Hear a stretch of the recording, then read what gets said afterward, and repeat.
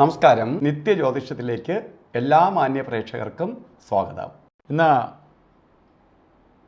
2025 April മാസം 22-ാം തീയതി 1200-ാം ആണ്ട് മേടമാസം 9-ാം തീയതി ചൊവ്വാഴ്ച. ഇന്നത്തെ നക്ഷത്രം തിരുവോണ നക്ഷത്രമാണ്. തിരുവോണ നക്ഷത്രത്തിലാണ് ഇന്നത്തെ ഉദയ നക്ഷത്രം വന്നിരിക്കുന്നത്. തിരുവോണ നക്ഷത്രം പൊതുവേ ശുഭനക്ഷത്രമാണ് എങ്കിലും ചൊവ്വാഴ്ച അത്ര കണ്ട് ശുഭദിനമല്ല.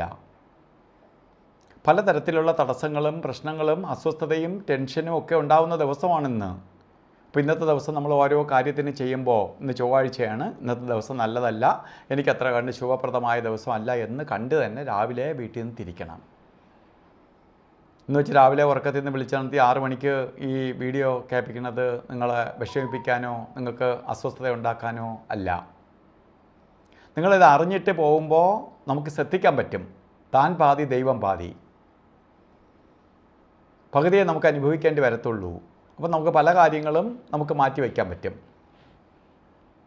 അപ്പോൾ അതുകൊണ്ട് ഇന്നത്തെ ദിവസം അത്ര നല്ലതല്ല. അതുകൊണ്ട് മേലുദ്യോഗസ്ഥരോട് സംസാരിക്കുമ്പോഴും ഓഫീസിലാണെങ്കിൽ ചെയ്യുമ്പോഴും ഓരോ ജോലികൾ ചെയ്യുന്നതും ഡ്രൈവ് ചെയ്യുമ്പോഴും ഒക്കെ വളരെ ശ്രദ്ധാലുവായിട്ട് പോയാൽ നമുക്ക് ഈ ദോഷങ്ങളിൽ നിന്ന് അതിജീവിച്ച് പോകാൻ സാധിക്കും.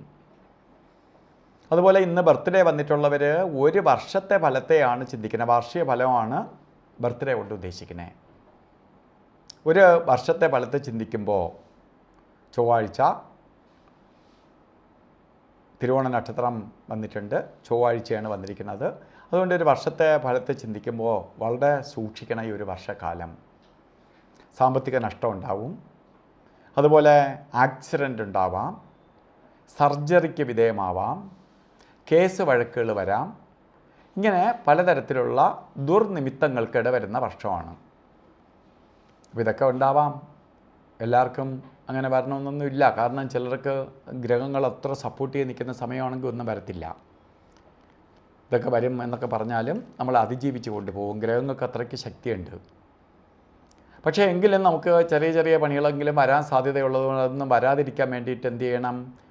മുരുക ക്ഷേത്രത്തിലെ ചൊവ്വാഴ്ച ഭസ്മാഭിഷേകം, പഞ്ചാമൃത അഭിഷേകം, അർച്ചന ഇവ നടത്തണം. ശ്രീമുരുക യന്ത്രം ശരിക്ക് മഹാമൃത്യുഞ്ജയ യന്ത്രവുമായി ചേർത്ത് ത്യാഗരക്ഷ ധരിക്കണം. ശിവക്ഷേത്രത്തിലെ മൃത്യുഞ്ജയ ഹോമവും ജലധാരയും നടത്തണം. ഇതൊക്കെ ചെയ്തു പോകുമ്പോൾ ദോഷത്തിൻ്റെ 50% മാറും. 50% മാറുക എന്ന് പറഞ്ഞാൽ നല്ല റിസൾട്ട് വരും. അതുപോലെ ഇന്ന് ഓരോ കാര്യത്തിന് ഇറങ്ങുമ്പോഴും രാവുകാല സമയം നോക്കി പോകണം. 3 മണി മുതൽ 4:30 മണി വരെ എന്ന് കലണ്ടറിൽ രാവുകാലം രേഖപ്പെടുത്തിയിട്ടുണ്ടെങ്കിലും രാവുകാല സമയം 3 മണിക്കല്ല. 3 മണി 27 മിനിറ്റിന് തുടങ്ങിയുള്ളൂ. 5 മണി വരെ രാവുകാല സമയമുണ്ട്. യാത്രയ്ക്ക് ശുഭയാത്രയ്ക്കൊന്നും രാവുകാലം എടുക്കരുത്.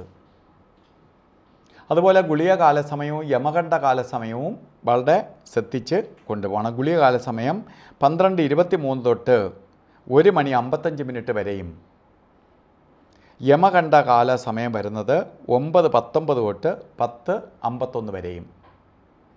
ഈ സമയം ഒരു ശുഭകാര്യങ്ങൾക്കും എടുക്കരുത്.